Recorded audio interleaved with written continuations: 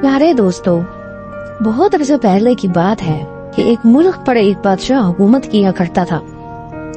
वो बादशाह बहुत लालची था और उसे दौलत से बहुत मोहब्बत थी। वो बादशाह सोने का दीवाना था।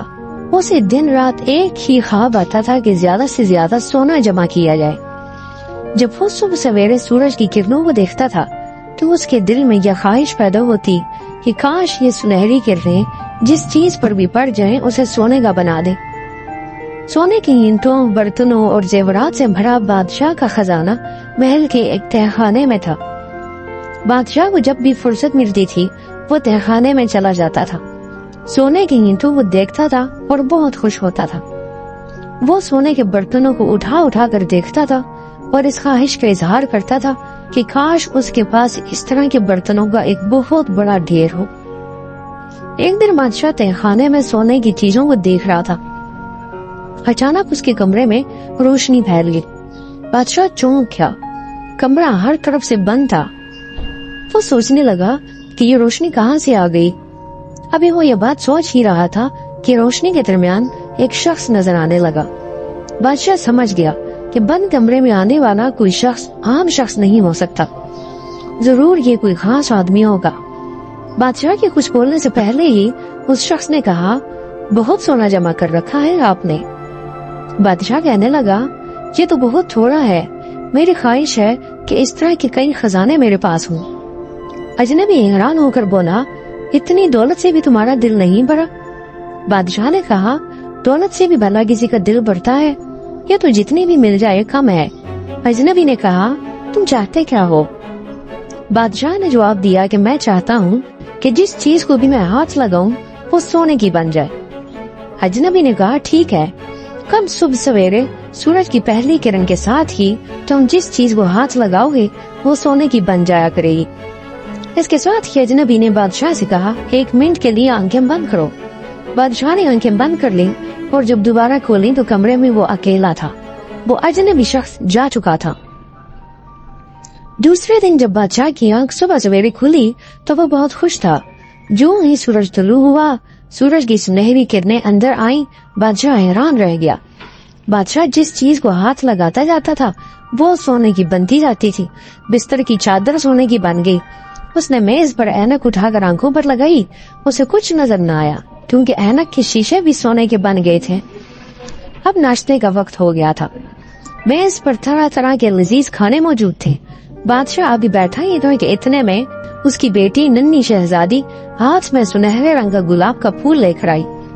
उसने रोते हुए कहा, अब्बा जान, मैं बाग में फूल तोड़ने गई थी लेकिन वो सब पत्थर की तरह सख्त हो गए हैं।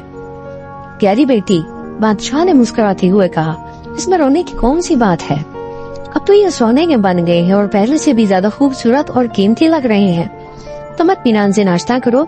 ये कहकर बादशाह ने चायदानी उठाकर प्याली में चाय डालने की जब कोशिश की तो चायदानी सोने की बन गई, प्याली सोने की बन गई और प्याली में चाय पिघला हुआ सोना बन गई। अब सोना कौन पी सकता है?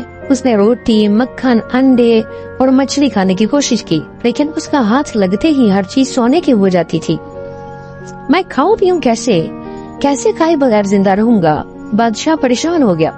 शहजादी थोड़े फासले पर हंसी खुशी खाने में मसरूफ थी। उसने सर उठाकर देखा तो उसे अंदाजा हुआ कि उसका बाप कुछ परेशान सा है। वो उसके पास आकर बोलने लगी, बाबा जान खैरियत तो है? आप परेशान नजर आ रहे हैं। बादशाह ने प्यार से उसकी परेशानी को चूमा। बादशाह को याद ही न था कि उसके छूने से हर चीज सोने की बन जाती है। शहजादी भी सोने की बन गई। उसके काले बाल सुनहरे हो गए। जिस्म पत्थर की तरह सख्त हो गया। यह देखकर बादशाह ज़ारो कतार रोने लगा। कहने लगा, हे अल्लाह, ये मैंने क्या किया? काश मेरी शहजादी दोबारा जिंदा हो जाए। अचानक वो आदमी दोबारा नमूदार हुआ और मुस्कुरा कर कहने लगा, कहो क्या हाल है? अब खुश हो? बहुत सोना जमा हो गया है तुम्हारे पास। बादशाह कहने लगा, मेरी बच्ची, मेरी शहजादी मुझसे जुदा हो गई है। मैं कुछ खा पी नहीं सकता। ऐसे सोने का मैं क्या करूं? अजनबी ने कहा, इसका मतलब है तुम्हें हकीकत का पता चल गया है। बताओ, सोना अच्छा है या पानी का एक घूंट? बादशाह ने जवाब दिया, पानी का घूंट। अजनबी ने फिर पूछा, सोना अच्छा है या रोटी का एक नवाला? बादशाह ने कहा, रोटी का नवाला। دنیا بھر کا سونا بھی روٹی کے نوالے کا مقابلہ نہیں کر سکتا۔ اجنبی نے پھر پوچھا سونا اچھا ہے یا پھر بیٹی؟ بادشاہ چیخ کر بولا میری پیاری بیٹی، اس پر تو میں اپنا تمام خزانہ قربان کرنے کو تیار ہوں۔ اجنبی نے کہا ٹھیک ہے، تم تالاب میں جاؤ اور اس کے پانی تمام چیزوں پر چھڑکو جو تمہارے چھونے سے سونے کی بن گئی ہیں، اور آئندہ سچے دل سے توبہ کرو گے، آئندہ کبھی اس طرح دولت کا لالچ نہیں کرو گے۔ بادشاہ نے سچے دل سے توبہ کی اور تالاب میں کود گیا۔ پھر اس نے پانی لا کر تمام چیزوں پر چھڑکا، ہر چیز اصلی حالت میں آ گئی۔ شہزادی پر چھڑکا تو پھر گوشت پوست کی لڑکی بن گئی۔ اس نے حیرت سے پوچھا پاپا میرے کپڑے گیلے کیسے ہو گئے؟ یہ تو خشک تھے۔ بادشاہ نے اسے گلے لگایا اور پھر پوری بات بتائی۔ پھر باپ بیٹی نے مل کر ناشتہ کیا اور باغ میں جا کر پھولوں کی خوشبو سے لطف اٹھانے لگے۔ پیارے دوستو، آپ نے دیکھا کہ کس طرح انسان کی لالچ اسے بہت زیادہ بھیانک انجام تک پہنچا سکتی ہے۔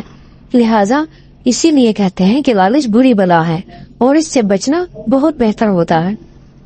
امید کرتے ہیں آپ کو ہماری کہانی پسند آئی ہوگی۔ اگر آپ نے اس طرح کی مزید کہانیاں سننی ہے اور آپ نے ہمارا چینل سبسکرائب نہیں کیا تو برائے مہربانی ہمارے چینل کو ابھی سبسکرائب کریں۔ ملتے ہیں ایک اور اچھی کہانی کے ساتھ، تب تک کے لیے اپنا بہت سارا خیال رکھیے۔